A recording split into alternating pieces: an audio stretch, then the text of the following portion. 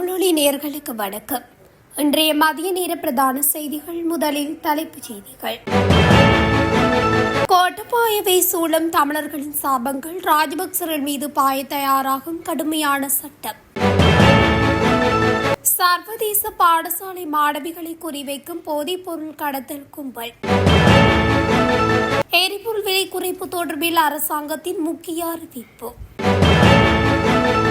கொழும்பின் புறநகர் பகுதியில் சுற்றி வளைப்பு, 34 பெண்கள் உட்பட 43 பேர் கைது.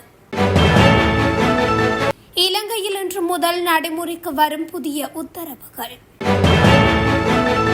ஆசிரியர் சேவையில் இணைக்கப்படவுள்ள 30,000 பேர் பிரதமர் அறிவிப்பு. இலங்கைக்கு நேரடி விமான சேவையை ஆரம்பிக்கும் நாடு. நாட்டில் கொட்டி தீர்க்க போகும் கனமழை, விடுக்கப்பட்டுள்ள எச்சரிக்கை. 6 மாதத்திற்குள் 1297 பேரை பலியெடுத்த விபத்துக்கள், உயிரிழந்தோர் தொடர்பில் வெளியான தகவல். தொடர்வன விரிவான செய்திகள். இலங்கையில் குறிப்பாக தமிழர்களுக்கு எதிராக பயங்கரவாத தடை சட்டம் கொண்டுவரப்பட்டு பல்வேறு கொடுமைகள் தற்போது வரை அரங்கேற்றப்பட்டு வருகிறது.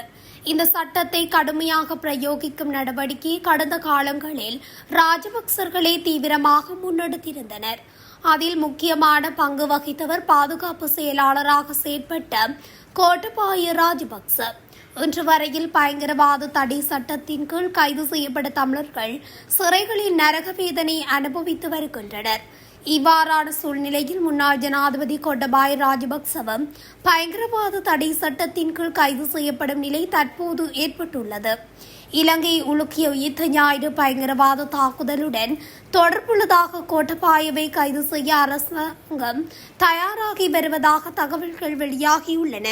தற்போது கடும் அச்சம் அடைந்துள்ள கோட்டபாய தனது கைது நடவடிக்கையினை தடுக்கும் தீவிர சட்ட போராட்டத்தில் ஈடுபட்டுள்ளார். தன்னை பயங்கரவாத தடை சட்டத்தின் கீழ் கைது செய்து தடுத்து வைத்து விசாரணை மேற்கொள்ள வேண்டாம் என்று அறிவிக்குமாறு கோரி நீதிமன்றில் மனு தாக்கல் செய்துள்ளார். இந்நிலையில் உயிர்த்த ஞாயிறு தாக்குதலுடன் தொடர்புடைய கோட்டபாய ராஜபக்ச என்பதனை நிரூபிக்கும் எந்தவொரு ஆதாரமும் இதுவரை வெளியிடப்படவில்லை என்று ஜனாதிபதி சட்டத்தரணி ரொமேஷ் டி சில்வா தெரிவித்துள்ளார். கோட்டபாய ராஜபக்ச சார்பில் நீதிமன்றத்தில் முன்னிலையான ஜனாதிபதி சட்டத்தரணி ரொமேஷ் டி சில்வா இதனை குறிப்பிட்டுள்ளார். மேலும் சட்டத்திற்கு புறம்பாக அவர் கைது செய்யப்பட்டால் அவரது சுதந்திரம் பறிக்கப்படும் என குறிப்பிட்டுள்ளார். களுத்துறை மாவட்டத்தில் உள்ள சர்வதேச பாடசாலைகளின் மாணவிகளை குறிவைத்து போதைப்பொருள் கடத்தல் நடவடிக்கை இடம்பெறுவதாக கண்டுபிடிக்கப்பட்டுள்ளது. இதுகுறித்து சிறப்பு விசாரணைகள் ஆரம்பிக்கப்பட்டுள்ளதாக சிறுவர் மற்றும் மகளிர் துஷ்பிரயோக தடுப்பு பணியகம் கொழும்பு பிரதம நீதவான் நீதிமன்றத்துக்கு அறிவித்துள்ளது. இதேவேளை குறித்த சர்வதேச பாடசாலைகளின் மாணவிகளை கட்டாயப்படுத்தி தகாத நடவடிக்கைகளில் ஈடுபடுத்துவது தொடர்பிலும் விசாரணைகள் முன்னெடுக்கப்பட்டு வருகிறது. இது தொடர்பாக சிறுவர் மற்றும் மகளிர் பணியகத்தின் பிரதி போலீஸ் மா அதிபரினால் செய்யப்பட்ட முறைப்பாடு குறித்து கொழும்பு பிரதம நீதவான் நீதிமன்றத்தில் தகவல் வெளியிடும் சிறுவர் மற்றும் மகளிர் துஷ்பிரயோக தடுப்பணியக அதிகாரிகள் இதனை தெரிவித்தனர். உலக சந்தையில் தற்போது எரிபொருள் விலைகள் வீழ்ச்சியடைந்து வந்த போதிலும் தற்போதைக்கு உள்நாட்டில் விலைகளை குறைக்கக்கூடிய சாத்தியமில்லை என்று அரசாங்கம் தெரிவித்துள்ளது. தொழிலாளர் அமைச்சரும் நிதி மற்றும் திட்டமிடல் பிரதி அமைச்சருமான அனில் சேந்த பெர்னாண்டோ இதனை தெரிவித்துள்ளார். தற்போது நாட்டில் நுகரப்பட்டு வருவது இதற்கு முன்னர் அதிக விலைக்கு கொள்வனவு செய்யப்பட்ட எரிபொருட்கள் என்று அவர் தெரிவித்துள்ளார். அந்த எரிபொருள் இருப்புகள் தீரும் வரை உள்நாட்டில் எரிபொருள் விலையை குறைக்க முடியாது என்று பிரதி அமைச்சர் குறிப்பிட்டுள்ளார். அதிக விலைக்கு இறக்குமதி செய்யப்பட்ட எரிபொருள் நுகர்வு நிறைவடைந்த பின்னர் எரிபொருள் விலை குறித்து தீர்மானம் எடுக்க முடியும் என தெரிவித்துள்ளார். தற்போது வழங்கப்பட்டுள்ள எரிபொருள் மானியத்தை நீக்காமல் இதே விலையில் பேணுவதா அல்லது விலையை குறைப்பதா என்பது குறித்து எதிர்காலத்தில் பரிசீலிக்கப்படும் எனவும் நிதி பிரதி அமைச்சர் அனிச்சேந்த மேலும் தெரிவித்துள்ளார். கொழும்பின் புறநகர் பகுதியான தலவத்துக்கொட பகுதியில் தகாத செயற்பாட்டில் ஈடுபட்ட நிலையங்கள் மீது போலீசார் முற்றுகையிட்டுள்ளனர்.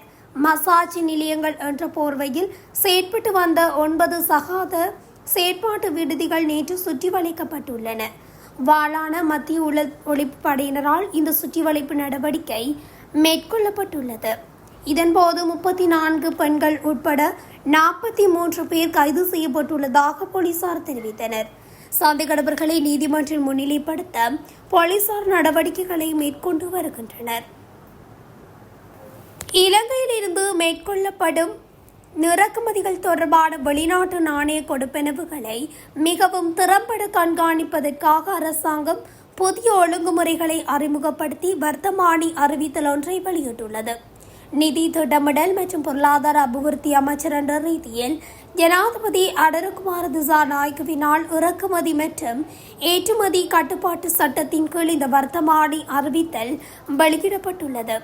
இந்த புதிய உத்தரவுகள் இன்று முதல் நடைமுறைக்கு வருகின்றதாக தெரிவிக்கப்படுகின்றது. அத்துடன் அந்த பரிவர்த்தனைகள் தொடர்பான அனைத்து தகவல்களையும் இலங்கை சுங்க திணைக்களத்திற்கு அறிவிப்பதும் கட்டாயமாக்கப்பட்டுள்ளது. இதன்படி இறக்குமதி பரிவர்த்தனைகளுக்காக மேற்கொள்ளப்படும் ஒவ்வொரு கொடுப்பனவுக்கும் வங்கிகள் மூலம் சிறப்பு பரிவர்த்தனை எண்ணொன்று வழங்கப்பட வேண்டும் என குறிப்பிடப்பட்டுள்ளது.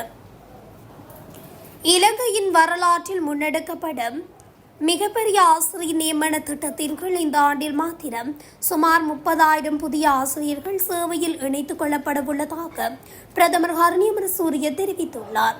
அனுராதபுரத்தில் உள்ள வடமத்திய மாகாண கல்வி அதிகாரிகளுடன் அண்மையில் நடைபெற்ற கலந்துரையாடலின் போதே பிரதமர் இந்த விடயத்தை குறிப்பிட்டுள்ளார். இந்த விசேட நியமன திட்டத்தின் கீழ் கல்வித்துறையின் பல்வேறு பிரிவுகளுக்கு புதியவர்கள் உள்வாங்கப்பட உள்ளனர்.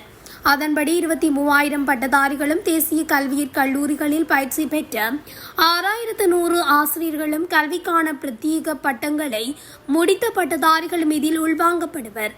மேலும் கல்வித்துறையை மேலும் வலுப்படுத்துவதற்காக எதிர்காலத்தில் கல்வி நிர்வாக அதிகாரிகள் மற்றும் ஆசிரியர் ஆலோசகர்களை படிப்படியாக நியமிக்க அரசாங்கம் திட்டமிட்டுள்ளது. ஆசிரியர் பற்றாக்குறையை நிவர்த்தி செய்வது மாத்திரம் கல்வித்துறை மேம்பாட்டுக்கு போதுமானதாக அமையாது. ஆசிரியர்களின் முறையான பரவலாக்கம், கல்வி நிர்வாகம் மற்றும் தரவு முகாமைத்துவம் சார்ந்த பிரச்சினைகளுக்கு தீர்வு காண வேண்டும். கல்வித்துறையில் அரசாங்கம் பாரிய முதலீட்டை மேற்கொண்டு வருகின்றது. நாட்டின் பிள்ளைகளுக்கு தரமான கல்வியை வழங்குவதை நோக்கமாக கொண்டே அனைத்து முயற்சிகளும் திசை திருப்பப்பட வேண்டும் என தெரிவித்துள்ளார். இலங்கைக்கும் இந்தியா இடையே நேரடி விமான சேவை ஒன்று ஆரம்பமாக உள்ளது. அந்த வகையில் அகமதாபாத் மற்றும் கொழும்புக்கு இடையே புதிய நேரடி விமான சேவை இன்று தொடங்கப்பட உள்ளது.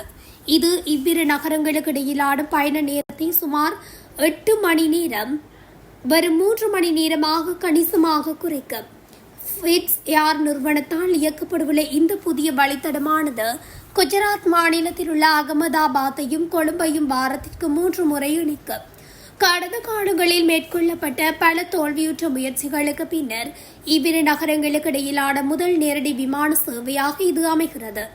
இந்தியாவுக்கும் இலங்கைக்கும் இடையிலான சுற்றுலா மற்றும் பயண தொடர்புகளை பலப்படுத்தும் ஒரு முன்னோடி முயற்சி என தொழில்முறை பங்குதாரர்கள் விவரிக்கும் இந்த முன்னெடுப்பை சினமன் ஹோட்டல்ஸ் மற்றும் வாக்கர்ஸ் டூர்ஸ் நிறுவனங்கள் எளிதாக்கியுள்ளன. சப்ரகமுவ மேல் மற்றும் வடமேல் மாகாணங்களிலும் அத்துடன் கண்டி, நுவரெலியா, காலி மற்றும் மாத்தறை மாவட்டங்களிலும் அடிக்கடி மழை அல்லது இடியுடன் கூடிய மழை பெய்யக்கூடும். வளிமண்டலவியல் திணைக்களம் இன்று விடுத்துள்ள அறிக்கையில் மேற்படி விடயம் தெரிவிக்கப்பட்டுள்ளது. இதன் அடிப்படையில் உவா மாகாணத்தின் பல இடங்களிலும் அத்துடன் அம்பாறை, மட்டக்களப்பு, பொலனறுவை மற்றும் முல்லைத்தீவு மாவட்டங்களின் பல இடங்களிலும் பிற்பகல் 2 மணிக்கு பின்னர் மழை அல்லது இடியுடன் கூடிய மழை பெய்யக்கூடிய வாய்ப்பு காணப்படுகின்றது.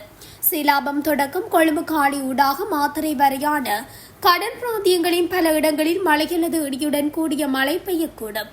இடியுடன் கூடிய மழை பெய்யும் போது தற்காலிகமாக வீசக்கூடிய பலத்த காற்று மற்றும் மின்னல் தாக்கங்களினால் ஏற்படக்கூடிய பாதிப்புகளை குறைத்துக் கொள்ள தேவையான முன்னெச்சரிக்கை நடவடிக்கைகளை மேற்கொள்ளுமாறு பொதுமக்களுக்கு அறிவுறுத்தப்பட்டுள்ளமை குறிப்பிடத்தக்கது. 2026 ஆண்டின் கடந்த 5.5 மாத காலப்பகுதியில் மாத்திரம் இடம்பெற்ற வீதி விபத்துகளினால் 1297 பேர் உயிரிழந்துள்ளதாக போலீஸ் தலைமையகம் தகவல் வெளியிட்டுள்ளது. கடந்த ஜனவரி மாதம் 1ஆம் தேதி முதல் ஜூன் மாதம் 16ஆம் தேதி வரையான காலப்பகுதியில் நாடு முழுவதும் பதிவான விபத்து தரவுகளின் அடிப்படையிலே இந்த விவரங்கள் வெளியிடப்பட்டுள்ளன. போலீஸ் தலைமையகத்தின் புள்ளி விவரங்களின்படி இவ்விபத்துகளில் உயிரிழந்தவர்களில் பெரும்பான்மையானோர் பாதசாரிகளும் மோட்டார் சைக்கிள் ஓட்டுநர்களுமே ஆவர். இக்கால பகுதியில் வீதிகளில் நடந்து சென்ற 448 பாதசாரிகள் விபத்துகளில் சிக்கி உயிரிழந்துள்ளதுடன் 444 மோட்டார் சைக்கிள் ஓட்டுநர்கள் உயிரிழந்துள்ளனர்.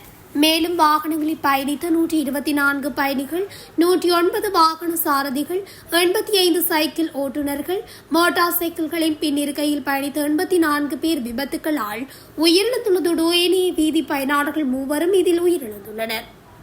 இத்துடன் தமிழொலியின் இன்றைய மதிய நேர பிரதான செய்திகள் நிறைவடைகின்றன. தொடர்ச்சியாக செய்திகளை அறிந்து கொள்ள தமிழொலி ஊடகத்துடன் இணைந்திருங்கள். நன்றி, வணக்கம்.